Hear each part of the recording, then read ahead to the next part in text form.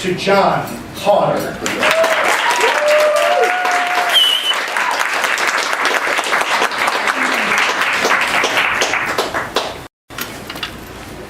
Thank you, Mr. Toastmaster. Oh, Toastmasters, welcome guests. Like so many of you, I too was raised in a dysfunctional family. My two sisters and I were raised by a mother who actually did not like children, especially her own. And sadly, my sisters, in order to overcome their insecurities and the feeling of rejection, one turned to drugs, one turned to food, and they both died in their 50s, far too young. But it made me reflect on my life, and I'm thinking, why is my life so good? Why is my life so happy? Because I was raised in the same family. And it occurred to me that for those of us who have wonderful, healthy lives, somewhere in our past, we have had someone, whether it be a parent, a teacher, a friend, a family member, we've had somebody that has loved us into being. I met Dick and Mary Roberts when I was 20 years old. And I still remember the day he started to change my life. I was having coffee with him at the Pickwick Bowling Alley in Burbank. And I happened to say to him, I said, you know, I wonder if I will ever find a woman that will love me. And with hardly a break, he said, I don't think so.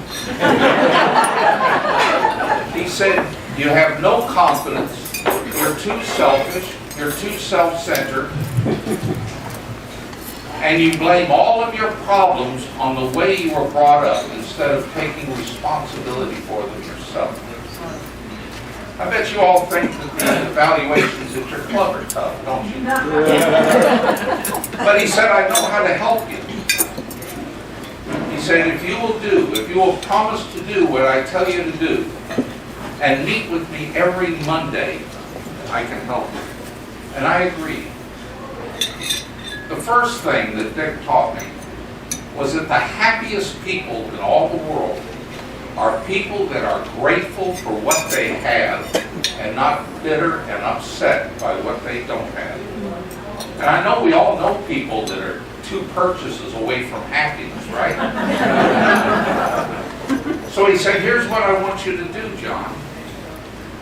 I want you every night to sit down and think about your day and pick 10 events that you're grateful for that happened to you that day and write them out. What that exercise did for me was to help me focus on how wonderful my life is. And whenever I think things are pretty bad, I look back and I've got 70 things over the last week that are pretty darn good. Then he told me, John, if you ever want to overcome that insecurity, selfishness, self-centeredness, the only way to do it is to go out and help other people. And you must do 5 good deeds every day for people. Random acts of kindness, that's what I'm trying to think of. But if you get any compensation for it, it doesn't count. And then you have to write them out, what you did. Because you know on Monday, I'm going to go over. What this did for me was it gave me a purpose, a meaning, and a value to my life. And it really helped to change it and to make it wonderful. For the past 51 years, I have still kept my journals and my meeting with people every day.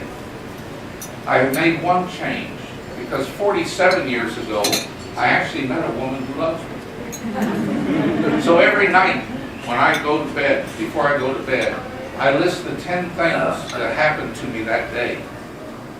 And then I add 3 things I'm particularly grateful to Susan for.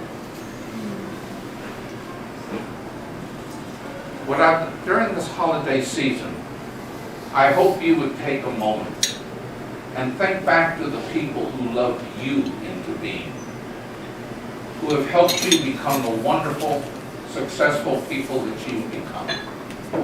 Give thanks and bless them for what they taught you and given you. Happy holidays.